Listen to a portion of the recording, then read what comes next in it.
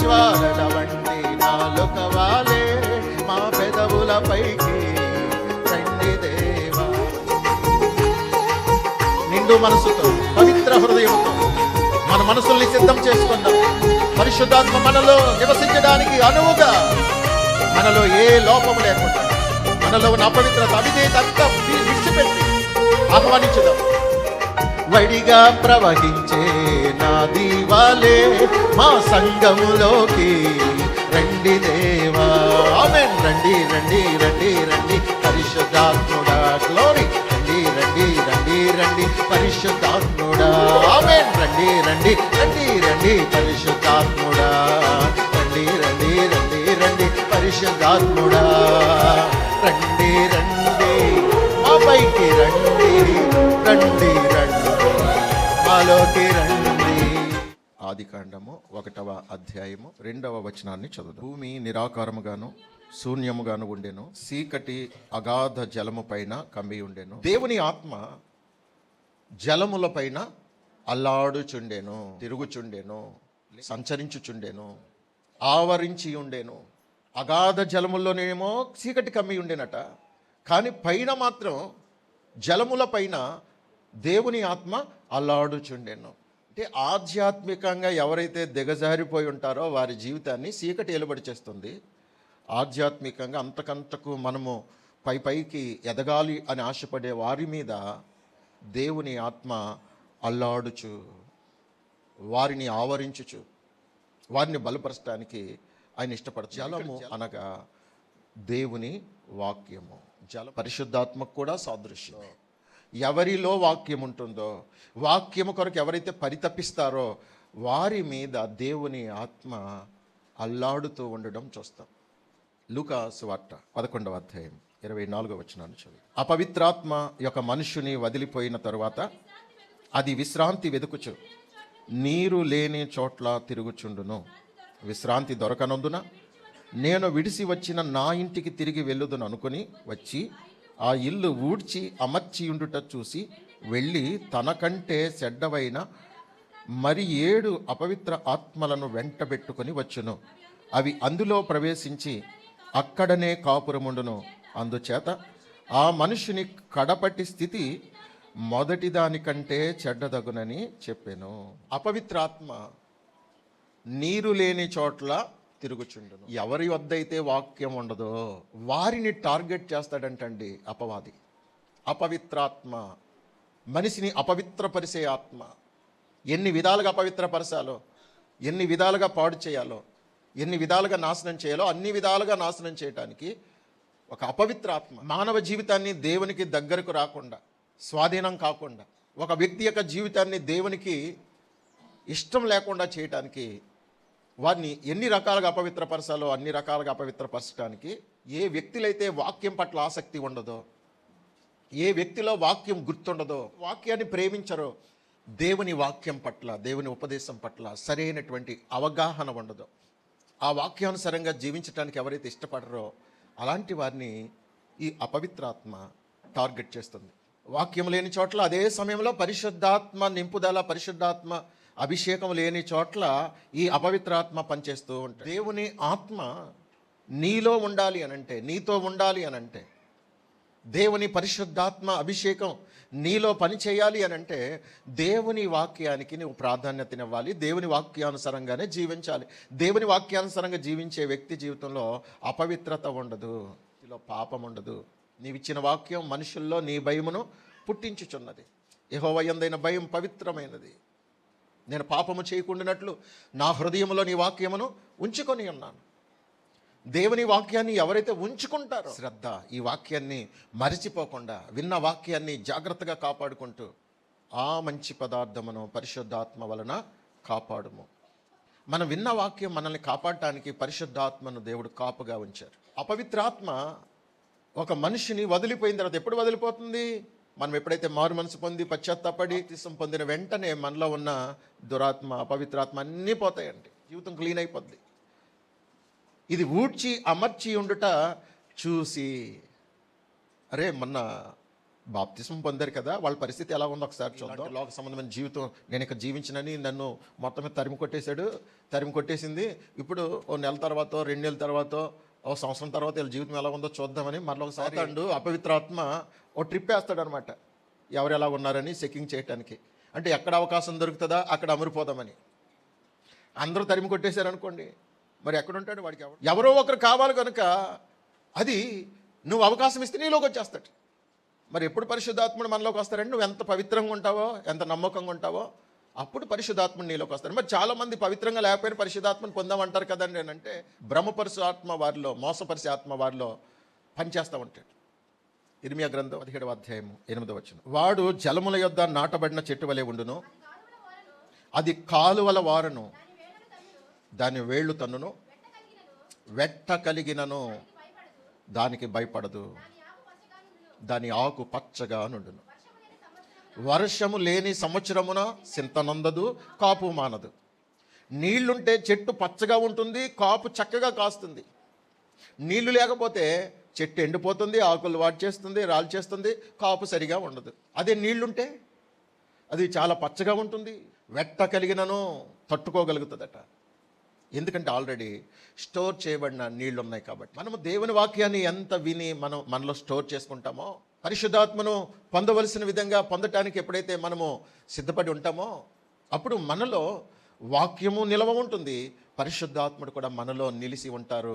ఇప్పుడు మనం ఎలాంటి పరిస్థితులు వచ్చినా, కష్టం వచ్చినా, నష్టం వచ్చినా, శోధనలు వచ్చినా, సమస్యలు వచ్చినా, ఎలాంటి భయంకరమైన పరిస్థితులు వచ్చినా, నేను చంపేస్తామని పీక మీద కత్తి పెట్టినా అస్సలు జంకర్ అన్నమాట.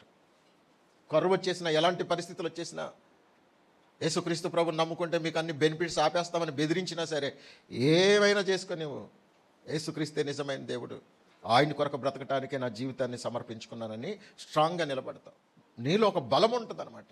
21వ వచనం నుంచి, బలవంతుడు ఆయుధములు ధరించుకొని తన ఆవరణమును కాచుకొనున్నప్పుడు అతని సొత్తు భద్రముగా ఉండును. అయితే అతని కంటే బలవంతుడైన ఒకడు అతని పైబడి జయించినప్పుడు అతడు నమ్ముకొనిన ఆయుధములనన్నిటినీ లాగుకొని అతని ఆస్తిని పంచిపెట్టును.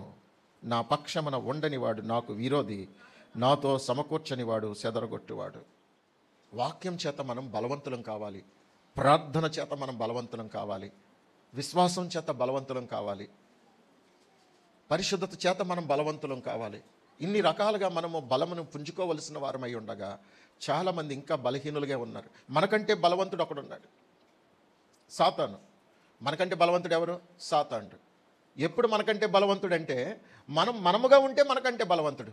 మనం ఎప్పుడైతే దేవుని వాక్య ప్రకారంగా జీవించటానికి, వాక్యానుసారంగా జీవించే ఆ సమర్పణ జీవితాన్ని మనం ఎప్పుడైతే కలిగి ఉన్నామో అప్పుడు అపవాది కంటే మనమే బలవంతులు. ఆమేన్, ఆమేన్. మరి సాతాను కంటే బలవంతులం అవ్వాలంటే ఏం చేయాలి? వాక్య ప్రకారము జీవించాలి. అలా జీవించకపోతే నువ్వు బలహీనమైన వ్యక్తి. నువ్వు ఎప్పుడైతే తిరుగుబాటు స్వభావం వచ్చిందో నీ దగ్గరున్న ఆధ్యాత్మికమైన ఆయుధాలన్నింటినీ కూడా వాళ్ళు లాగేసుకున్నట్టే. ఎందుకంటే నువ్వు వాక్యం వినవు, విశ్వాసం ఉంచదు, ఇక ప్రార్థన ఉండదు, నీకు దేవుడు అంటే లెక్క ఉండదు, భయం ఉండదు, అన్నీ నువ్వు కోల్పోతావు. కారణం ఏంటంటే నీ దగ్గర నుంచి లాగేసుకున్నాడు వాటి. ఆదాము అవ్వలు నువ్వు తిను దినమున నిశ్చయముగా చచ్చేదమని ప్రభు చెప్పారు. అపవాది వచ్చి ఏమని చెప్పాడు? మీరు సావనే సావరు. ఏది నమ్మారు వాళ్ళు? అపవాది మాటే నమ్మారు. అప్పటి వరకు వాళ్ళు ఏ పొజిషన్లో ఉన్నారు? దేవుని యొక్క మహిమ కవచాన్ని వారు ధరించారు. 2వ అధ్యాయంలో ఏమనుంటుందంటే, వారు దిగంబరులు అయినా వారు సిగ్గు ఎరుగక ఉండిరి అని ఉంటుంది. కానీ 3వ అధ్యాయంలోకి వచ్చేటప్పటికి తాము దిగంబరులమని తెలుసుకుని చెట్ల చాటున దాక్కుని ప్రభు పిలిచినప్పుడు ఏమని జవాబు చెప్తున్నాడంటే ఆదాము, ప్రభువా నీ స్వరం వినినప్పుడు నేను భయపడి దాగుకొంటిని అంటాడు. దాక్కున్నావా? దాక్కోవలసిన కర్మ నీకేం పట్టింది? నేను తినవద్దన్న ఆ మంచి చెడ్డల తెలివినిచ్చి వృక్షఫలము తింటివా? నువ్వు దాక్కుంటున్నావు, భయం వచ్చింది అంటే నువ్వు ఎప్పుడు భయపడవలసిన పరిస్థితి వస్తుందంటే, నేను చెప్పింది ఎప్పుడైతే అతిక్రమించావో అప్పుడు నీకు భయం ఆవరిస్తుంది, నీకు అపజయం వస్తుంది, నీకు ఇచ్చినటువంటి సెక్యూరిటీ నువ్వు కోల్పోతావు. కేవలం వారు పండు తిన్నారంతే. దేవుడు వారికి ఇచ్చిన మహిమ యొక్క కవచాన్ని అంతటిని కూడా వారు కోల్పోయారు, వారు ఆయుధాలను కోల్పోయారు. అపవాది చాలా సైలెంట్గా వస్తాడు. వాడు ఏదో పెద్ద జుట్టేసుకుని, పొడవాటి పొళ్ళెట్టుకుని, కొమ్ములెట్టుకుని అలా వస్తాడు అనుకుంటున్నారేమో. అస్సలేం కాదు, చాలా అందంగా వస్తాడు. ఇది నిజమా?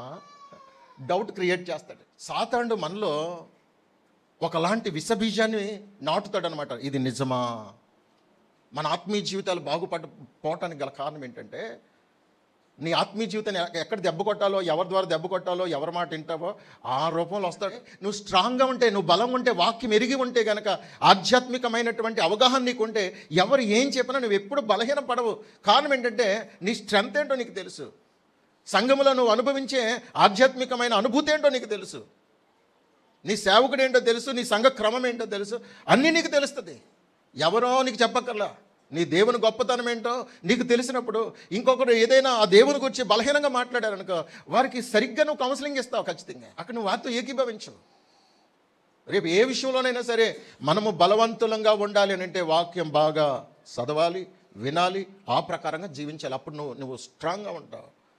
నీ స్ట్రెంత్ని చూసి అవతల వ్యక్తి భయపడతాడు. అపవాది నిన్ను చూసి భయపడాలన్నమాట.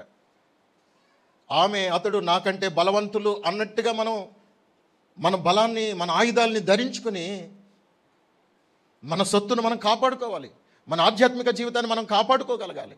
నువ్వు ఇలా కాపాడుకునే స్థితి లేకపోతే కనుక నువ్వు బలహీనమైపోయే పరిస్థితి ఉంటే ప్రతి వాడికి లోకమైపోతాను. అందుకు అపవాది నీ యొక్క అసమర్థతను, నీ బలహీనతను పసిగట్టి, ఈసారి ఎలా కాదు, ఇది వరకు ఒక్క అలవాటు ఉండేది, ఇంకొక 7 అలవాట్లని వీళ్ళకి ఎలాగ అలవాటు చేయాలని బాగా ఫాస్ట్గా నీ జీవితంలో మునుపెన్నడూ లేని విధంగా నేను పతనం చేయడానికి వాడు ప్రయోగిస్తూ ఉంటాడు. ఎవరిని ప్రయోగించాలి, ఎలా ప్రయోగించాలి, అలా ప్రయోగించి నీ ఆత్మీయ జీవితాన్ని మొత్తం దెబ్బ కొడతాడు. మొత్తం నువ్వు పతనానికి వెళ్ళిపోతావు. మొదటి స్థితి కంటే మరీ చెడ్డదైపోతుంది నీ ఆత్మీయ జీవితం. కారణం ఏంటో తెలుసా? నీవు నీ సొత్తుని భద్రంగా కాపాడుకోలేని అసమర్థురాలుగా ఉండటం వలన అపవాదికి బలం ఎక్కువైపోయింది. ఇప్పుడు వాడు నీ మీద పడి నిన్ను జయించే ఆ పరిస్థితి నువ్వు కల్పించావు. అదే మనము ఎప్పటికప్పుడు ఎక్కువ సమయం ప్రార్థన చేసుకుంటూ, వాక్యం ధ్యానం చేస్తూ, వాక్యాన్ని చక్కగా పరిశీలన చేస్తూ, ప్రతి వారం క్రమంగా ప్రతి కార్యక్రమంలో చక్కగా నీవు రెగ్యులర్గా అన్ని విషయాల్లో కూడా ఫాలో అవుతూ ఉంటే కనుక నిన్ను వాడు ఏ విషయంలో కూడా బలహీనపరచలేడు. ఎందుకంటే నీకు ఎప్పటి కావలసినప్పుడు బలం నువ్వు సంపాదించుకుంటున్నావు, కూర్చుకుంటున్నావు, పొందుకుంటున్నావు. నీకు కావలసినంత విటమిన్స్, క్యాలరీస్ అన్నీ కూడా నీ జీవితంలో నీకు స్ట్రెంగ్త్నిస్తుంది. ఆధ్యాత్మికంగా బలపడుతున్నావు కనుక శత్రువుని ఎదిరించడానికి, జయించడానికి నువ్వు శక్తిని పొందుతావు. అప్పుడు సర్వాంగ కవచాన్ని ధరించుకుంటావు. చూడండి, ఆదామావులు ఎప్పుడైతే దేవుని మాటను పక్కన పెట్టి అపవాది మాటను విన్నారో వారికి ఉన్న సమస్త మహిమను కోల్పోయారు, అధికారాన్ని కోల్పోయారు, ఉన్నతమైన స్థితిని వారు పోగొట్టుకున్నారు. ఇప్పుడు ఏదెన్లో నుంచి తరిమి వేయబడ్డారు. నా కాపుదల్లో నీ ఉండటానికి నీకు అర్హత లేదని దేవుడు వారిని పంపించేశాడండి. దేవుని మాట మనం వినకపోతే గనక, దేవుని మాట విని ఆ ప్రకారం చేయకపోతే, దేవుడు మనకి ఎన్ని ఇవ్వాలనుకున్నారో, ఏమి ఇచ్చారో అవన్నీ కూడా కోల్పోతాం. రక్షణ కోల్పోతాం, పరలోకాన్ని కోల్పోతాం, ఆశీర్వాదాన్ని కోల్పోతాం. చూడండి, భ్రష్టులైన వారిని మీరు అవసరమైతే మీరు ఎవరినైనా పరిశీలన చేయండి. భ్రష్టులైన వారి జీవితాలు అంతకంతకు దిగజారిపోయి వారి భ్రష్టత్వం వాళ్ళ జీవితంలో కనపడుతుంది. దేవుని మాట విని ఆ ప్రకారంగా జీవించినప్పుడు వారి జీవితం ఎలా ఉంది, ఇప్పుడు ఎలా ఉంది అని చూస్తే వారు భ్రష్టత్వంలోకి వెళ్ళిపోతారు. మనశ్శాంతి ఉండదు, నెమ్మది ఉండదు. వారి క్రియలు, వారి ప్రవర్తన అంతా కూడా అస్తవ్యస్తంగా ఉంటాయి. దేవుని వాక్యాన్ని మనం విని విడిచిపెట్టకుండా దాన్ని అనుసరించి పరిశుద్ధాత్మను పొంది ఆ పరిశుద్ధాత్మను కాపాడుకుంటూ ఉంటే గనక మనం భద్రంగా ఉంటాం. అంతం వరకు, పరలోకం చేరు పర్యంతము మనం చాలా బలవంతులుగా ఉంటాం. అపవాది మన మీద అటాక్ చేయాలంటే బలవంతుడి జోలికి బలహీనుడు రాలేడు. మనము దేవుని వాక్య ప్రకారము దేవుని చిత్తాన్ని అనుసరించి బ్రతికితే మనం సాతాను కంటే బలవంతులమైపోతున్నాం. చూడండి, ఒక సామాన్యమైనటువంటి వ్యక్తి ఒక పోలీస్ ఆఫీసర్ అయ్యాడు అనుకోండి, యూనిఫామ్ వచ్చేస్తుంది. తనకి యూనిఫామ్ వచ్చింది అనుకోండి, ఎవరైనా భయపడరా? తెలియనోడు కూడా నమస్తే పెడతాడు. ఎప్పుడన్నా ఉపయోగం మంచిదే. యూనిఫామ్కి ఉన్నటువంటి పవర్ అలాంటిది. ఒక పెద్ద ఆఫీసర్ను కూడా సివిల్ డ్రెస్లో ఉంటే వాడు ఎవడో అనుకుంటారు. అదే యూనిఫామ్లో ఉంటే ఆ యూనిఫామ్ కోడ్ చెప్తుంది తనకి పవర్ ఏంటనేది. మనము ఆధ్యాత్మికంగా ఎప్పుడైతే బలపడుతున్నామో మనకి దేవుడు ఆధ్యాత్మికంగాను భౌతికంగాను అపవాదికి ఎలా చూపిస్తాడంటే, ఇతడు చాలా బలవంతుడు, దమ్ముంటే ఇతని మీద అటాక్ చేయని దేవుడు సవాల్ విసురుతాడు. నీరు లేని వారంగా ఉంటే గనక మన జీవితాలని పతనం చేయడానికి వాడు ప్రతి ఒక్కరిని పరిశీలన చేస్తున్నాడు. మరి నువ్వు ఎంత ప్రార్థన చేస్తున్నావో, అమ్మా, తల్లి, అయ్యా, బాబు, ఎంత ప్రార్థన చేస్తున్నావో నీకే తెలియాలి. ఎంత వాక్యం వింటున్నావో నీకే తెలియాలి. ఆ వాక్యాన్ని ఎంత అనుసరించి బ్రతుకుతున్నావో నీకే తెలియాలి. నీ ప్రవర్తన, నీ పద్ధతులు ఎలాగున్నాయో నీకే తెలియాలి. అసలు పరిశుద్ధాత్మ అభిషేకాన్ని పొందావో లేదో నీకే తెలియాలి. మనలను మనం పరిశీలన చేసుకుంటూ ఆత్మీయంగా ముందుకు వెళ్తున్నప్పుడు మనల్ని ఎవ్వరూ ఏమీ చేయలేరు. అపవాది మనల్ని ఏ విషయంలో కూడా వాడు జయించలేడు. ఎందుకంటే జయించడానికి కావలసినంత బలాన్ని మనం పొందాము కనుక మనల్ని చూసి వాడే భయపడతాడు. అపవాది దుష్టుడు తరమకుండానే పారిపోతాడు. ఎవరి దగ్గర నుండి? నీతిమంతుల దగ్గర నుండి, పరిశుద్ధుల దగ్గర నుండి. మనం తరమక్కలేదు, వాడే పారిపోతాడు. మన దగ్గర వాడి ఆటలు సాగవు. వాక్యం ఎరిగిన వారి యొద్ద మోసపరిచే వారి ఆటలు సాగవు.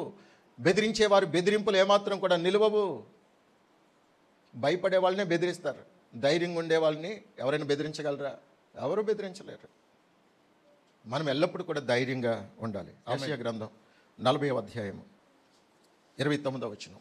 సొమ్మసిల్లిన వారికి బలం ఇచ్చేవాడు ఆయనే. చూడండి, ఎండ దెబ్బ బాగా కొట్టేసింది అనుకోండి, సొమ్మసిల్లిన పరిస్థితి నుండి తేరుకునేటట్లు చేసేది ఏంటి? అక్కడ మంచినీళ్ళు.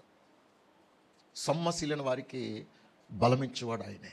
నీరు లేక సొమ్మసిల్లిపోతున్నావు, ప్రతి దాంట్లో పడిపోతున్నావు, ప్రతి విషయంలో బలహీనమైపోతున్నావు. కారణం ఏంటో తెలుసా? నీ దాహాన్ని తీర్చుకోవాలనే జ్ఞానం నీకు లేదు.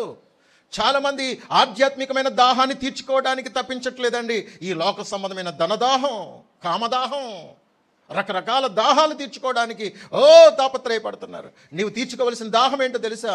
నీ ఆధ్యాత్మికమైన దాహం. అది దేవుని వాక్యం ద్వారా మాత్రమే నిన్ను తృప్తిపరుస్తుంది.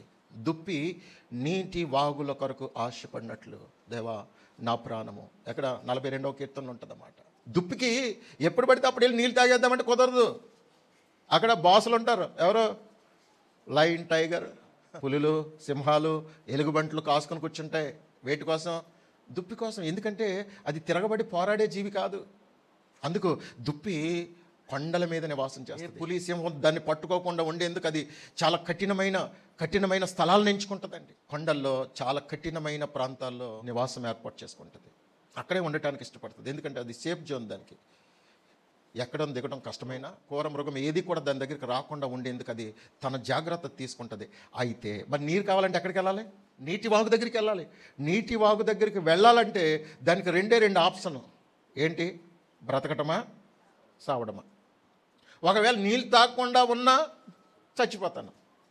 ఒకవేళ నీళ్ళు తాగడానికి వెళ్ళి ఏదైనా క్రూర మృగం నా మీద దాడి చేసినా చచ్చిపోతాను. ఇక్కడుండి చచ్చే కంటే దేవుడు కృప చూపిస్తే ఆ నీళ్ళు తాగి బ్రతికితే మంచిది కదా అనుకుని తెగించి నీటి వాగుల దగ్గరికి ఆశతో వెళ్తుంది. నీ ఆత్మీయ జీవితాన్ని బ్రతికించుకోవటం కోసం నీకు తెగింపు అవసరం. ఏమవసరం? శీతాకాలం చలిని భయపడిపోతారు, ఎండాకాలం వేడని భయపడిపోతారు, వర్షాకాలం వర్షము మొక్కబొలిసిపోతాం అన్నట్టుగా అన్నిటికీ వెనకాడుతూ ఉంటారు. నీ ఆత్మీయ జీవితాన్ని బాగుపరుచుకోవటం కోసం ఎనీ టైం ఎప్పుడు కూడా దేవుడు నీకు ఇచ్చే ప్రతి అవకాశాన్ని సద్వినియోగం చేసుకోవటం కోసం నీలో ఏం అవసరం అంటే తెగింపు అవసరం. ఎందుకు తెలుసా? నీ ఆత్మీయ జీవితం ఇప్పటికే చాలా సొమ్మసిల్లిపోయి ఉన్నావు. ఎందుకంటే నీకు కావలసినంత ఆత్మీయమైనటువంటి వాక్య ఆ నీరు జీవజాలం లేదు, పరిశుద్ధాత్మ అనుభవం లేదు నీకు. పరిశుద్ధంగా జీవించటం వలన పరిశుద్ధాత్మ నీలోనికి వస్తారు. కొన్నేళ్ళ ఇంట్లో వాళ్ళ పరిశుద్ధాత్మ తెలిసే వాళ్ళకి అదే ఫస్ట్ టైం మీటింగ్లో గడుపుతున్నారు. వాళ్ళు వాక్యం వింటున్నారు. పేతురు గారు వాక్యం చెప్తుంటే వాళ్ళు ఎంతో శ్రద్ధ కట్టినారు. అవునా, నిజమా, అయ్య బాబు ఇలాంటి విషయాలు ఎప్పుడేం లేదే, ఇంత గొప్ప దేవునికి మనం ఎందుకు దూరం అయిపోయామబ్బా, అరే ఇక నుంచి ఈ దేవుడిని మనం వెంబడించాలి, ఈ దేవుడే నిజమైన దేవుడు, అబ్బా ఈయన మాటలు వింటుంటే జీవితం ఎంత ధన్యమైపోతుంది, ఆహా ఓహో ఇక నుంచి నేను ప్రతి వారం దేవుని సన్నిధికి మందిరానికి వెళ్ళిపోవాలని వాళ్ళు అనుకుంటున్నారు. లేదో పరిశుద్ధాత్ముడు ఆటోమేటిక్గా వాళ్ళ మీద బలంగా దిగి రావటం చూస్తున్నారు. వారందరూ కూడా అన్యజనులు, దేవుడు అంటే ఎరుగని ప్రజలు, వాక్యం తెలియని ప్రజలు. కానీ ఫస్ట్ టైంలోనే వాళ్ళు వాక్యం వింటున్నప్పుడు ఆసక్తిని చూసి అబ్బా వాళ్ళ మనసుల్ని ప్రక్షాళన చేసేసుకున్నారు, పవిత్రపరుచుకున్నారు. నేను ఇంకా ఇంతవరకు ఇది చెడ్డదా, ఈ చెడ్డదాన్ని చేయకూడదు, మాట్లాడకూడదు, చూడకూడదు అని మైండ్లో ఫిక్స్ అయిపోయారు. ఎప్పుడైతే వారి మనసు పవిత్రంగా దేవుడు చూశారో, తప్పుగా అసహించుకుని విడిచిపెట్టేశారో, మనసులో ఇంకా ఒక కమిట్మెంట్ చేసుకున్నారు, నేను ఇలా ఉండకూడదు, మంచిగా ఉండాలని. ఎప్పుడైతే అలాగ అనుకున్నారో లేదో పరిశుద్ధాత్ముడు వారిని చూసి సంతోషించి వారి మీదకి బలంగా దిగి వచ్చినట్లుగా చూస్తాం. ఆమేన్, హల్లెలూయా. దేవునికి మహిమ కలుగును గాక. మరి నీకు ఎన్నిసార్లు చెప్పిన, ఎన్నిసార్లు గద్దించినా మనలో జీవితం ఏమాత్రం కూడా మార్పు లేకుండా ఉంటే రండి అన్నా ఏమి రారు. నీకు అర్హత లేదు. అర్హత ఉంటే నువ్వు అడగక్కర్లేదు, ప్రభువే చాలా సంతోషంగా దిగి వచ్చేస్తారు ఆత్మస్వరూపిగా. ఆమేన్, హల్లెలూయా. దేవునికి మహిమ కలుగును గాక. ప్రియులారా చూడండి, సామెతలు 5వ అధ్యాయము 15వ వచనం చదువుదాం. నీ సొంత కొండలోని నీళ్లు పానము చేయము, నీ సొంత బావిలో ఉబుకు జలము త్రాగుము. ఈ శరీరాన్ని దేవుడు దేంతో చేశారు? మట్టితో చేశారు. మన శరీరం ఒక కొండతో పోల్చబడింది. నీ సొంత శరీరంలో ఏముండాలి? ఇప్పుడు వారం విన్న వాక్యము మనలో నిలిచి ఉండాలి. ఇది త్రాగాలి. మనం ప్రతిరోజు ఏం చేయాలి? దీన్ని జ్ఞాపకం చేసుకోవాలి, నెమరు వేసుకోవాలి.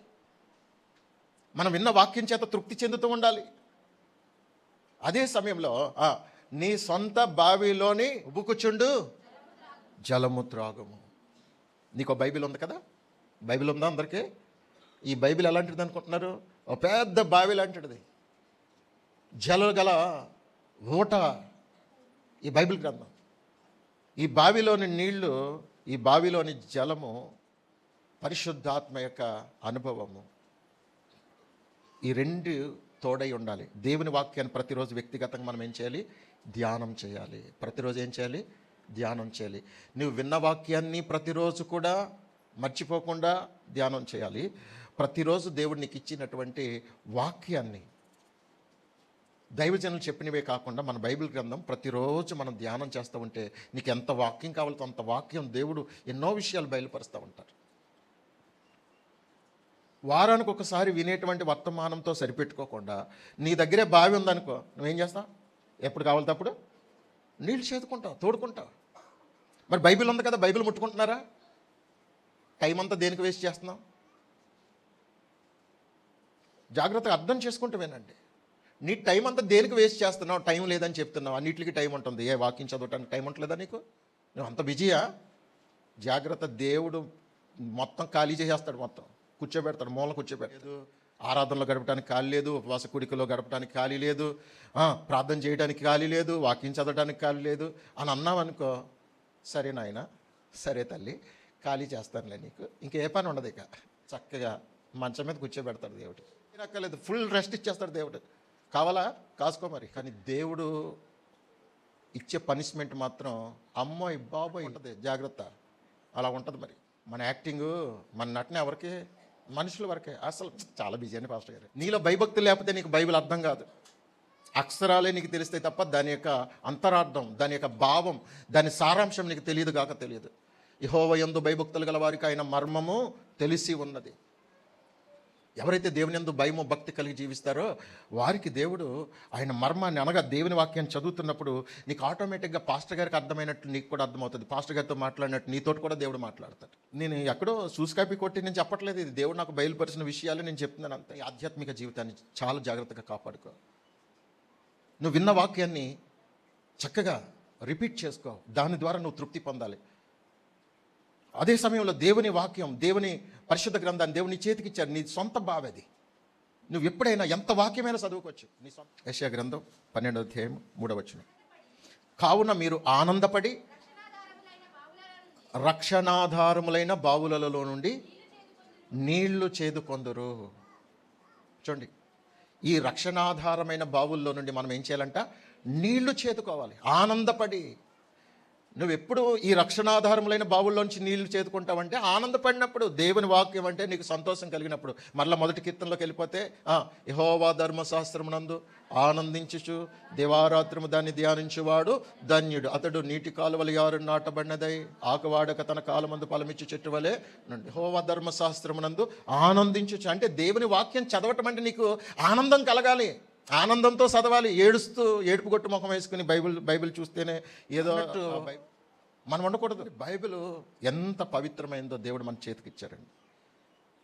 ఎంతో విలువైన వాక్యాన్ని దేవుడు మన చేతికి ఇచ్చారు. ఈ వాక్యాన్ని మనం ఏం చేయాలి? ఉపయోగించుకోవాలి, తోడుకోవాలి. మనం ఆనందపడి రక్షణాధారములైన, ఇది రక్షణాధారం. దేవుని వాక్యమే మనకు రక్షణకు ఆధారం. నువ్వు రక్షించబడాలంటే, నువ్వు బలపడాలంటే, నువ్వు పరిశుద్ధపరచబడాలంటే, రేపు నువ్వు పరలోకం వెళ్ళాలంటే బైబిలే నీకు ఆధారం. వాక్యమే ఆధారం. వాక్యానుసారంగా జీవిస్తేనే నువ్వు పరలోకం వెళ్తావు. ఒకవేళ నాకు కొన్ని విషయాలు తెలియకపోవచ్చు, నువ్వు వాక్యం ధ్యానం చేస్తున్నప్పుడు నీకు అన్ని విషయాలని దేవుడు చక్కగా క్షుణ్ణంగా, లేకపోతే నేను చెప్పినప్పుడు నువ్వు లేకపోవచ్చు. నువ్వు ఇప్పుడిప్పుడే దేవుని సన్నిధికి వస్తూ ఉండొచ్చు. చాలా విషయాలు ఒకవేళ నువ్వు మిస్ అయిపోయి ఉండొచ్చు. ఇప్పుడు నువ్వేం చేయాలి? వరుస పెట్టి ఆదికాండం నుండి ప్రకటన గ్రంథం నేను బైబిల్ కంప్లీట్ చేయాలని ధ్యానపూర్వకంగా ధ్యానం చేస్తుంటే ఎన్నో విషయాలు దేవుడు నీతో మాట్లాడతారు. నేరుగా నీతో మాట్లాడతారు, స్వయంగా నీతో మాట్లాడతారు, పర్సనల్గా ప్రభు నీతో మాట్లాడతారు. కానీ వాక్యాన్ని పట్టించుకోవట్లేదు, బైబిల్ని పట్టించుకోవట్లేదు. నిజం చెప్పండి, ఎంతమంది నిజంగా ప్రతిరోజు నేను ఎన్ని పనులున్నా బైబిల్ చదివిన తర్వాతే ఏ పనైనా చేస్తున్నాను అన్న వాళ్ళు మీ చేతులు చూపించండి, బైబిల్ ఎత్తి చూపించండి. ఒకసారి లేచి నిలబడండి. కూర్చున్న వాళ్ళు, నిలబడిన వాళ్ళకి చప్పలు కొట్టండి. ప్రతి ఒక్కరు బైబిల్ కంప్లీట్ చేయండి. ఒక్కసారి కాదు, 2 times 3 times 4 times అలా ప్రతి సంవత్సరం నువ్వు బైబిల్ మరలా నూతనంగా కంప్లీట్ చేసేయాలి, మరలా స్టార్ట్ చేయాలి. నేను అలాగే చదువుతాను, మా పిల్లలు అలాగే చదువుతారు. రక్షణాధారమైనటువంటి బావుల్లో నీళ్లు చేదుకోవాలి మనం. సెల్ ఫోన్లో నుంచి పనికి మన చెత్తంతా తోడుకోవడం కాదు. నువ్వు బైబిల్ చదవని రోజున సెల్ ఫోన్ ముట్టుకోవద్దు. నువ్వు బైబిల్ చదవని రోజున టీవీ ఆన్ చేయొద్దు. లాస్ట్ టైం ఏం చెప్పాను? పరిశుద్ధాత్మను పొందే వరకు ఫ్రిడ్జ్ని ఆఫ్ చేయమన్నాను. ఎంతమంది ఆఫ్ చేశారు? నిజంగా నీతున్న వాళ్ళు అయితే ఒక్కలైనా చేసి చూపించండి. నీతి లేని వాళ్ళు మీరు, నాకు తెలుసు కదా.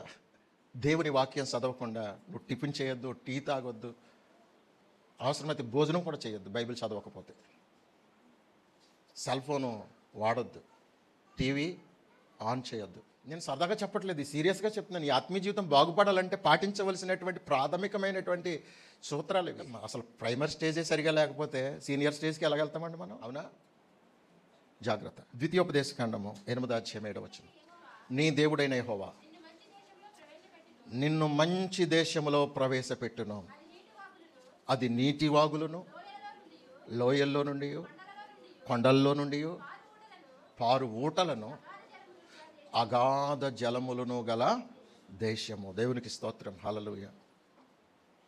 మనం దేవుని సన్నిధికి వచ్చామంటే, ఆ రోజు ఇశ్రాయేలుకు దేవుడు పాలు తేనెలు ప్రవహించే దేశాన్ని ఇచ్చారు. అది ఎలాంటి దేశమో అక్కడ చెప్పబడుతుంది. ఈరోజు మనము అంతకంటే గొప్ప పరమ కనానుకు చేరాలంటే దానికి సంబంధించినటువంటి అనుభవాలు ఈ భూమి మీద దేవుని మందిరంలో మనకు అనుగ్రహిస్తున్నారండి. పారు నీటి వల్లే దేవుని వాక్యం ఎంతో చక్కగా ప్రవహిస్తూ నీ ఆత్మీయ జీవితాన్ని తృప్తిపరచగలిగేటువంటి స్థలానికి నువ్వు వచ్చావు. ఒక మంచి దేశానికి మనం వెళ్ళబోతున్నాం. ఆ పరలోకమనే ఓ మంచి దేశానికి మనం వెళ్ళబోతున్నాం. ఆ దేశానికి మనం వెళ్ళాలంటే ఇక్కడ మనము ఏ అనుభవాలు కలిగి ఉన్నామో అక్కడ అనుభవాలకు సంబంధించిన దేశం అది, మంచి దేశం అది. ఆ మంచి దేశంలో నువ్వు ప్రవేశించాలి అని అంటే, ఇక్కడ కూడా దేవుని యొక్క ఆశీర్వాదకరమైనటువంటి పరిస్థితులు అనుభవించాలన్నా, రేపు పరలోకంలో ఆ మంచి దేశాన్ని నువ్వు అనుభవించాలన్నా, నీవు ఏ మార్గం గుండా వెళ్ళాలో, నీకు సహాయపడగలిగే అనుభవాలు ఏమిటో ఇక్కడ దేవుడు చాలా స్పష్టంగా తెలియచేస్తున్నాడు. ఇది మంచి దేశం, నువ్వు ఎండిపోయే దేశం కాదు ఇది. నీవు అయోమయంలో ఉండే జీవితం కాదు ఇది. దేవుడు నీకు ప్రతి చిన్న విషయాన్ని కూడా చాలా స్పష్టంగా నీతో దేవుడు మాట్లాడుతున్నాడు. నువ్వు ఎలా బ్రతకాలో, నువ్వు ఆ మంచి దేశానికి వెళ్ళాలో, వాటన్నిటినీ కూడా దేవుడు నీకు ఇక్కడ ప్రాక్టికల్గా చక్కగా ముందుగానే దేవుడు అన్నీ నేర్పించి ఆ మంచి దేశంలోకి వెళ్ళటానికి నీకు అర్హతనిచ్చేటువంటి అనుభవాన్ని దేవుడు నీకు నేర్పిస్తున్నాడు. ఆ మంచి దేశంలో నువ్వు ప్రవేశించాలి. ఆధ్యాత్మికమైన ఈ సంఘంలో నీవు అన్నిటినీ ఫాలో అవ్వాలి. నీ ఆశని తృప్తిపరుచుకోవాలి. దుప్పి నీటి వాగుల కొరకు ఎలాగైతే పరుగులు పెడుతుందో, దేవుని వాక్యం కొరకు పడి చచ్చిపోతాడురా బాబు అన్నట్టుగా ఉండాలి. మనం వాక్యం పట్ల ఎంతో ఆసక్తి, వైరాగ్యం మనలో ఉండాలి. చూడండి, యోబు గ్రంథం 14:19 జలము రాళ్లను అరగదీయును, దాని ప్రవాహములు భూమి యొక్క ధూళిని కొట్టుకొని పోవును. వాక్యం అనే జలము, పరిశుద్ధాత్మ అనే జలము, చూడండి, ఒక రాయి అనేటువంటి వ్యక్తి జీవితాన్ని ఏం చేస్తుందంటే ప్రభావితం చేస్తుంది, కదిలిస్తుంది. నీటి ప్రవాహం దగ్గర ఉంటే, వాక్య ప్రవాహం దగ్గర ఉంటే, పరిశుద్ధాత్మ ప్రభావం దగ్గర ఉంటే గనక, అలాంటి సంఘంలో, అలాంటి సహవాసంలో ఉంటే గనక నీ ఆధ్యాత్మిక జీవితం కదిలించబడుతుంది. నేను ఎలాగే ఉంటానని బండరాయిలా ఉన్నటువంటి నీ జీవితాన్ని సహితం ఈ ప్రవాహ జలం ఏం చేస్తుందంటే, పాతుకుపోయిన దాన్ని అయినా సరే చూడండి, ప్రవాహ జలము దాన్ని కదిలిస్తుందండి. ఆ జలముల ఫోర్స్కి అది మెల్లమెల్లగా ధూళి అంతా కొట్టుకుని వెళ్ళిపోయి ఆ రాయికి చుట్టూ కూడా ఖాళీ ఏర్పడుతుంది. కాసేపటికి ఆ రాయి కూడా ఏమవుతుంది, దొరలటం ప్రారంభిస్తుంది.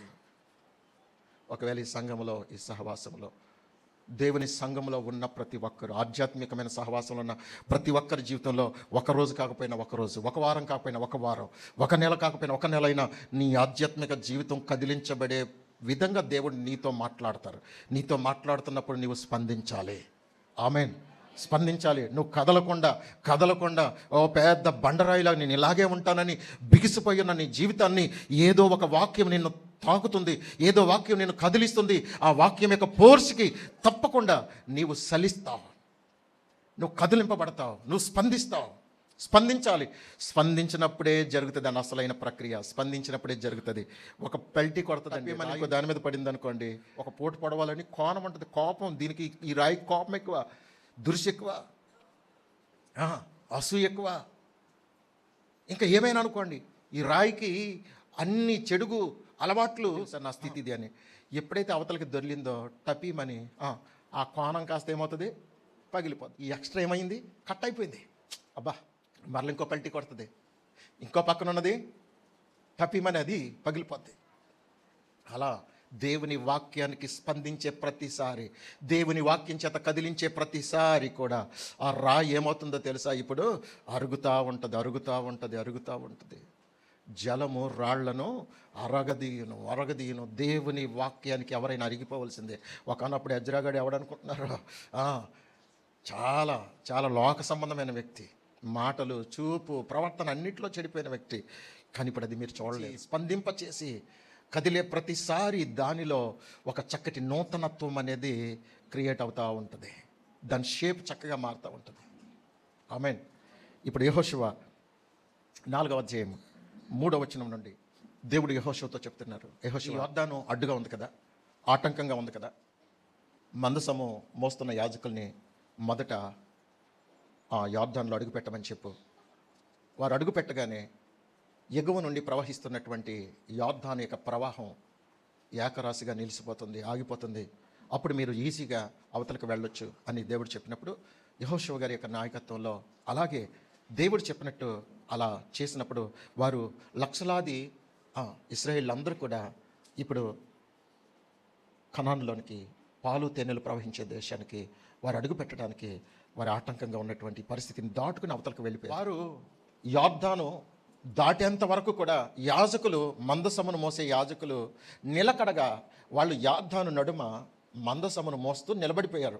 వారు గనక పైకెక్కితే మరలా యొర్దాను యథావిధిగా ప్రవహిస్తుంది. అందుకు యాజకులు అందరూ దాటే వరకు కూడా నిలకడగా అలాగే ఉన్నారు. అయితే లక్షలాది మంది దాటాలంటే చాలా సమయం అక్కడ నిలువు కాళ్ళ మీద నిలబడాలంటే వారు నిలబడటానికి వారికి కంఫర్ట్గా ఉండాలి. అవన్నీ రాళ్ళు, మొనలు తీరిన రాళ్ళు ఉన్నాయి, కరుకు రాళ్ళు ఉన్నాయి. ఎక్కువ టైము నిలబడటానికి కంఫర్ట్గా ఉంటేనే కానీ మనం నిలబడలేము. యాజకులు వారికి కంఫర్ట్గా ఉన్నటువంటి రాళ్ల మీద నిలబడ్డారు. ఇప్పుడు అమర్చుకుని కొంచెం అలా ఏదైతే అనువుగా ఉంటుందో, ఏదైతే అనుకూలంగా ఉంటుందో, ఏదైతే కొంచెం కంఫర్ట్గా ఉన్నటువంటి ఆ రాళ్ల మీద నిలబడ్డారు వాళ్ళు. ఇప్పుడు అందరూ దాటిపోయిన తర్వాత దేవుడు ఏం చెప్తున్నారంటే, ఇదిగో యెహోషువ, యొర్దాను నడుమ యాజకులు కాళ్ళు నిలిపినటువంటి స్థలంలో వారు నిలిచిన రాళ్లను యువతలకి రప్పించి రాబోయే తరాలకి జ్ఞాపకార్థ సూచనగా వాటిని 12 రాళ్లను నిలవబెట్టించమని యెహోషువతో చెప్పడం జరిగింది. అదేవిధంగా ఆ రాళ్లను యొర్దాను నడుమ నుండి 12 రాళ్లను తీసి వారు అవతలకి దాటిన స్థలంలో అక్కడ జ్ఞాపకార్థ సూచనగా 12 రాళ్లను, ఇశ్రాయేల్ 12 గోత్రాలకు చిహ్నంగా అక్కడ 12 రాళ్లను నిలబెట్టారు. చాలా రాళ్ళు ఉన్నాయి అక్కడ. కానీ ఈ రాళ్ళు, పైకి తీసుకొని రాబడిన రాళ్ళు ప్రత్యేకమైన రాళ్ళు. కారణం ఏంటంటే అవి యాజకుల్ని భరించిన రాళ్ళు, దైవజనులను ఆదరించిన రాళ్ళు, దైవ సేవకులను మోసిన రాళ్ళు. అన్ని రాళ్ళు ఆ విధంగా ఉండవు. కొన్ని మొనలు తీరు ఉంటాయి. ఆ రాయి మీద ఒకవేళ దైవజనుడు అడుగు పెట్టాడు అనుకోండి, యాజకుడు అడుగు పెట్టాడు అనుకోండి, అలా గుచ్చుతుంది. నా మీద కాలేస్తావరా పాస్టర్ ఆయన గుచ్చింది అనుకోండి, రక్తమే. మొనలు తీరిన రాళ్ళు గాయపరుస్తాయి. కానీ ఈ రాళ్ళు అలాంటివి కాదు, గాయపరిచేవి కాదు, బాధ పెట్టేవి కాదు, తిరుగుబాటు చేసే రాళ్ళు కాదు. ఇవి ఎలాంటి రాళ్ళు అని అంటే, ఇవి దైవ సేవకునికి అనుకూలమైన రాళ్ళు, ఆదరించే రాళ్ళు, ఇవి సేద తీర్చే విధంగా ఉండే రాళ్ళు, ఇవి కంఫర్ట్గా ఉండే రాళ్ళు. అలాంటి రాళ్ళుని ఇప్పుడు దేవుడు ఏమంటున్నాడంటే, ఈ రాళ్ళను మాత్రమే తీసుకొని రండి. చూడండి, అవి నునిపైన రాళ్ళు, మృదువైన రాళ్ళు, నైస్గా ఉండే రాళ్ళు. అవి కారణం ఏంటో తెలుసా? అవి అలాగా మారటానికి గల కారణం నీళ్లు తాకిడికి, ఆ నీటి ప్రవాహానికి కొట్టుకొనొచ్చి నునుపుగా మారిన రాళ్ళు, అనుకూలంగా మారిన రాళ్ళు, అందముగా మార్చబడిన రాళ్ళు. అవి అందమైన రాళ్ళు, చూడముచ్చటైన రాళ్ళు అవి. ఆ రాళ్ళను చూస్తే అబ్బా భలే ఉంది రాయి, ఎంత చక్కగా ఉంది, ఎంత బాగుంది అన్నట్టుగా ఉండే రాళ్ళు. అవి సాక్షార్థమైన రాళ్ళు. నీ ఆధ్యాత్మిక జీవితంలో నీవెప్పుడైతే వాక్యం చేతనో పరిశుద్ధాత్మ చేతనో కదిలించబడుతూ ఉంటావో, దేవుని వాక్యం వినే ప్రతిసారి ఎప్పుడైతే నువ్వు స్పందిస్తావో, దేవుని పరిశుద్ధాత్మ చేత నేను నింపబడి దేవుని పరిశుద్ధాత్మ చేత నడిపించబడాలని ఎప్పుడైతే ఆశపడతావో, ఎందరూ దేవుని ఆత్మ చేత నడిపించబడుదురో వారు దేవుని కుమారులై ఉంటారు. ఎక్కడో యొర్దాను నడుమున వ్యర్థంగా ఉండిపోవలసిన రాళ్లను సాక్షార్థంగా, ఇలాంటి రాళ్లను చూడండి దేవుడు పైకెత్తుతున్నాడు. ఇలాంటి రాళ్లను అది ఎలా తీసుకుని రాబడ్డని తెలుసండి? భుజాల మీదంట. దైవజనుల కాళ్ళ కింద అవి అణిగి, దైవజనుల దగ్గర తమను తాము తగ్గించుకొని, ఆ సేవకులకు మేము అనుకూలంగా ఉండాలని అనుకున్న రాళ్ళని దేవుడు ఇప్పుడు ఏం చేస్తున్నాడు తెలుసండి? నిరుపయోగంగా ఉండవలసిన రాళ్లను, దైవ సేవకుల్ని మోసిన రాళ్ళని ఇప్పుడు ఎవరు మోస్తున్నారు? సేవకుల్ని ప్రేమించే వారిని దేవుడు మర్చిపోడు. సేవకుడు కూడా వాళ్ళ కొరకు భారం కలిగి ప్రార్థన చేస్తాడు, పైకెత్తుతాడు. ఒక రోజున పైకెత్తుతాడు, దేవుడు పైకెత్తుతారండి, సేవకుడు కూడా పైకెత్తాడు. సందర్భం వచ్చినప్పుడు, సమయం వచ్చినప్పుడు ఎవరి యొక్క ఆధ్యాత్మిక స్థితి ఏంటో గణపరిచే సమయం వస్తుంది. చూడండి, మోయబడుతున్నాయి, ఇప్పుడు ఊరేగించబడుతున్నాయి. సాక్షార్థంగా ప్రత్యేకించబడిన రాళ్ళుగా అవి ఎన్నో రాళ్ళు ఉన్నాయి, తమతోటి రాళ్ళు ఎన్నో ఉన్నాయి, కానీ ఆ రాళ్ళు కంటే ఇవి ప్రత్యేకమైన రాళ్ళుగా, గుర్తింపు పొందిన రాళ్ళుగా, ఇప్పుడు సాక్షార్థమైన రాళ్ళుగా అవి నిలబడుతున్నాయి. మనము రాజుల మొదటి గ్రంథం 8వ అధ్యాయము 30వ వచనం. యెజబెల్ యొక్క దుర్మార్గపు పాలనలో ఎప్పటికీ స్థిరంగా ఉండవలసిన బలిపీఠాలని పడద్రోసింది, సేవకులందరినీ చంపించేసింది. ఈ దుర్మార్గ పాలనలో పడద్రోయబడినటువంటి బలిపీఠాన్ని దైవజనుడు అయినటువంటి ప్రవక్త అయినటువంటి ఏలియా గారు బాగు చేసి, దేవుడు చెప్తున్నాడు, ఇదిగో ఇశ్రాయేలు 12 గోత్రముల లెక్క చొప్పున 12 రాళ్లతో నీ ఒక బలిపీఠం కట్టాలి అని. ఆమేన్, హల్లెలూయా. ప్రత్యేకించబడిన రాళ్ళు, చూడటానికి ముచ్చట గొలిపే రాళ్ళు, ఒకదానితో ఒకటి ఇమడగలిగే రాళ్ళు, ఒకేలా ఉండే రాళ్ళు బలిపీఠం కట్టడానికి దేవుడు ఉపయోగిస్తున్నారు. ఈరోజు నీవు పేతురు పత్రికలో 2వ అధ్యాయంలో మనము సజీవమైన రాయి వద్దకు వచ్చామట. మనల్ని కూడా పేతురు భక్తుడు అంటాడు, మీరు సజీవమైన రాళ్ల వలె ఉండి ఆత్మ సంబంధమైన మందిరముగా కట్టబడుతున్నారు అంటాడు. ఈ రోజున మనము మన ఆధ్యాత్మిక జీవితాల్లో చూడండి, ఏలియా గారు బలిపీఠం కట్టినప్పుడు ఇప్పుడు ఈ రాళ్ళు ఎక్కడున్నాయి తెలుసండి? ఈ రాళ్ళు ఎక్కడున్నాయి? మండుతూ దేవుని యొక్క అర్పణలను తమ మీద కాలుచూ ఉన్నప్పుడు ఈ రాళ్ళు అనుకుంటాయి, ఆహా మేమెక్కడో ఉండవలసిన రాళ్ళమే. కానీ దేవుని బలిపీఠం మీద మేము కూడా ఉపయోగకరంగా ఉండటానికి, మేము కూడా మండుతూ ప్రకాశించటానికి, మేము కూడా కాలుచున్న రాళ్ల వలె ఉండటానికి దేవుడు మమ్మల్ని ఉపయోగించుకుంటున్నందుకు అవి మండుతున్నప్పుడు ఎంతో ఎంతో ఎంతో ఆనందించి ఉంటాయి. సాక్షార్థమే నిలవబెట్టబడినప్పుడు ఆ రాళ్ళు ఎంతో సంతోషించుంటాయి. దేవా, ఎంత గొప్ప దేవుడవే, మమ్మల్ని కనపరిచావు, మేమంటే మీకు ఎంత ప్రేమ. అవును, మనం ఎప్పుడైతే మన మీద దేవుని ఆత్మ అల్లాడుతూ ఉంటుందో, పరిశుద్ధాత్మ మనలో మనల్ని నడిపించడానికి ఎల్లప్పుడూ మనం ఎప్పుడైతే ఆ పరిశుద్ధాత్మను మనం పొందుకుంటామో, వాక్యానుసారంగా ఎప్పుడైతే జీవిస్తామో, వాక్యానుసారంగా జీవించే వారి జీవితంలోనికి పరిశుద్ధాత్ముడు అద్భుతమైన రీతిలో మనల్ని నింపుతారండి, మనల్ని నడిపిస్తారండి, మనల్ని బలపరుస్తారు, మనల్ని కదిలిస్తారు. అనేకులకు మనల్ని మండుతూ ప్రకాశించే వారిగా ఆయన చేయబోతున్నారు. ఆమేన్, హల్లెలూయా. ఒక ఆధ్యాత్మికమైన మంట మన నుండి అనేక మందికి ఆదర్శం కావాలి. ఎస్, మనము ఎంత నమ్మకంగా ఉంటామో, ఎంత యథార్థంగా ఉంటామో, మన ఆధ్యాత్మిక జీవితాలు అంత ఘనంగా ఊరేగించబడతాయి, అంత ఘనంగా కదులుతూ ఉంటాం. మనము సజీవమైన రాళ్ల వలె ఉంటాం. ఒక చోటు నుండి ఒక చోటుకి, చూడండి, ఒక స్థాయి నుండి ఒక స్థాయికి మన స్టేటస్ పెరుగుతూ ఉంటుంది, మన స్థాయి పెరుగుతూ ఉంటుంది. మన జీవితం ఇంకా ఇంకా ఇంకా ఇంకా ఆధ్యాత్మికమైన అనుభవాల్లోనికి సాగిపోతూ ఉంటాం. అలాంటి కృప ప్రభు మనందరికీ సమృద్ధిగా అనుగ్రహించునుగాక. ఆమేన్. అందరూ రెండు చేతులు పైకెత్తి, ప్రభువా, నేను వినిన వాక్యము ఇది మొదలుకొని పరిశుద్ధాత్మ చేత కాపాడబడుటకు మీ ఆత్మశక్తి నాకు దయచేయండి. మీ ఆత్మస్వరూపుడా నా యేసయ్యా, నీ ఆత్మతో నన్ను నింపుమా, నీ ఆత్మశక్తిని నా కొసగుమా. పడాలి. నీ ఆత్మశక్తిని నా కొసగుమా, పరిశుద్ధాత్మ దేవుడా నీ శక్తితో నింపుమా, పరిశుద్ధాత్మ దేవుడా నీ అగ్నిని పంపుమా. ఆమేన్. పరిశుద్ధాత్మ దేవుడా నీ శక్తితో నింపుమా, పరిశుద్ధాత్మ దేవుడా నీ అగ్నిని పంపుమా, పరిశుద్ధాత్మ దేవుడా నా పెదవులు కాల్చుమా, పరిశుద్ధాత్మ దేవుడా నా పెదవులు కాల్చుమా, పరిశుద్ధాత్మ దేవుడా పరిశుద్ధత నింపుమా, పరిశుద్ధాత్మ దేవుడా పరిశుద్ధత నీయుమా. ఆత్మస్వరూపుడా నా యేసయ్యా, నీ ఆత్మతో నన్ను నింపుమా. ఆమేన్, ఆమేన్.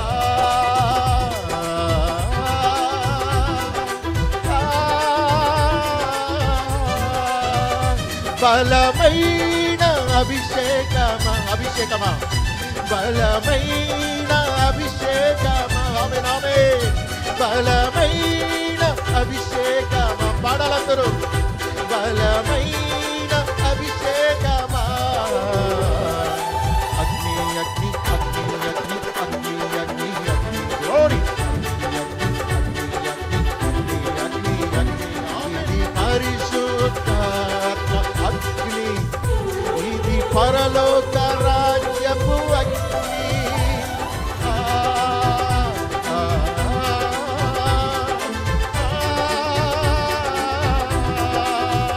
బలమైన అభిషేకమా, బలమైన అభిషేకమా. ప్రతి ఒక్కరి మీదకి బలమైన అభిషేకం దిగి వచ్చే వేళ. అభిషేకమా,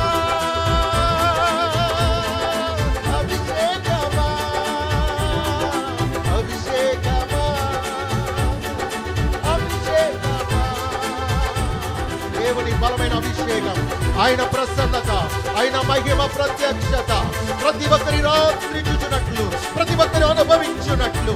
ఎస్, ఆయన పరిశుద్ధాత్మ ప్రభావం సంచరించుచున్నాం. కడవరి కాలపు మహిమ, కడవరి కాలపు ఉజ్జీవ, మునుపెన్నడు చూడని ఉజ్జీవ మహిమ, మహిమ, మహిమ, మహిమ ఆవరించుతున్న వేళ. ఎస్, గ్రామమంతా ఆవరించే వేళ, సంఘమంతా మండించబడే వేళ. ఓ కడవరి కాలపు జీవాన్ని రగిలించుచున్న వేళ. ప్రార్థనా పరులుగా వచ్చి వెంపచేయండి ప్రభువా, పరిశుద్ధులుగా మార్చండి ప్రభువా, నీతిమంతులుగా తీర్చిదిద్దండి నాయన, భక్తిలో శక్తిమంతులుగా చేయవా యేసయ్యా. ఈ ఉద్యమం చల్లారిపోకూడదు ప్రభువా, మరణం వరకు, అంతమ వరకు ఇది అంతకంతకు మహిమ నుండి అధిక మహిమకు రెట్టింపవాలి ప్రభా, మీ మహిమలో చేరు పర్యంతము.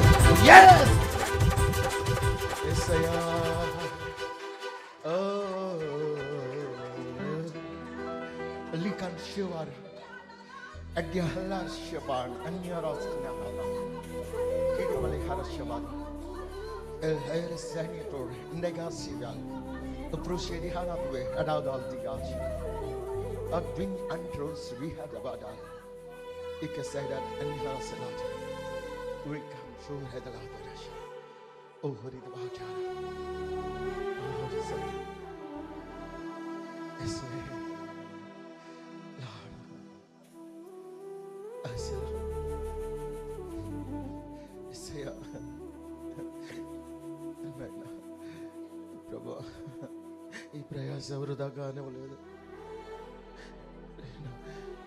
యేసయ్య, ఈ ప్రయాస వృధా కానివ్వలేదు. ఈ ప్రయాస వృధా కానివ్వలేదు ప్రభువా. మీ కృపను అధికం చేయి.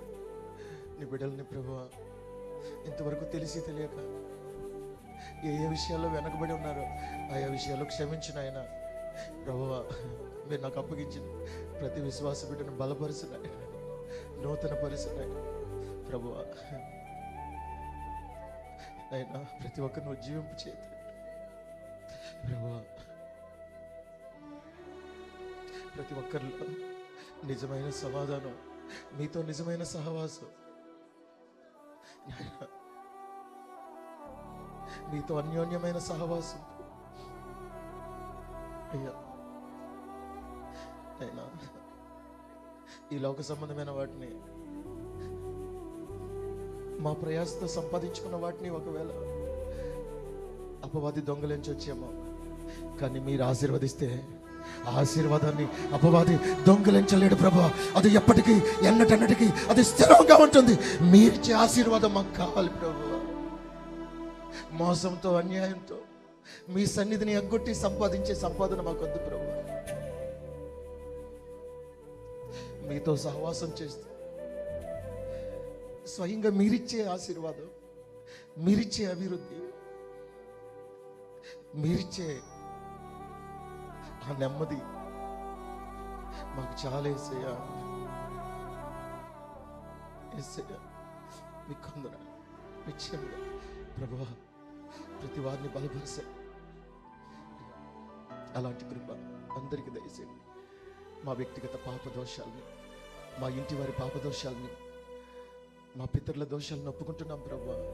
మేము పాపులము, అసహ్యులమై మీకు కోపం పుట్టించినందుకు ఏ శాపము మా మీద, మా బిడ్డల మీద, మా తల్లిదండ్రుల మీద, అయినా మా రాబోయే తరాల మీద ఏలుబడి చేయకుండా అన్నిటిని క్షమించమని అందరి పక్షంగా మేము వేడుకుంటున్నాం ప్రభు. మమ్మల్ని క్షమించా ప్రభువా. యేసయ్యా ఆసక్తి కలదైతే అయినా మీ కరుణ, మీ కటాక్షం ఎవరూ ఆపలేరు ప్రభు. అయ్యా మీ ఆశీర్వాదాన్ని ఎవరూ ఆపలేరు.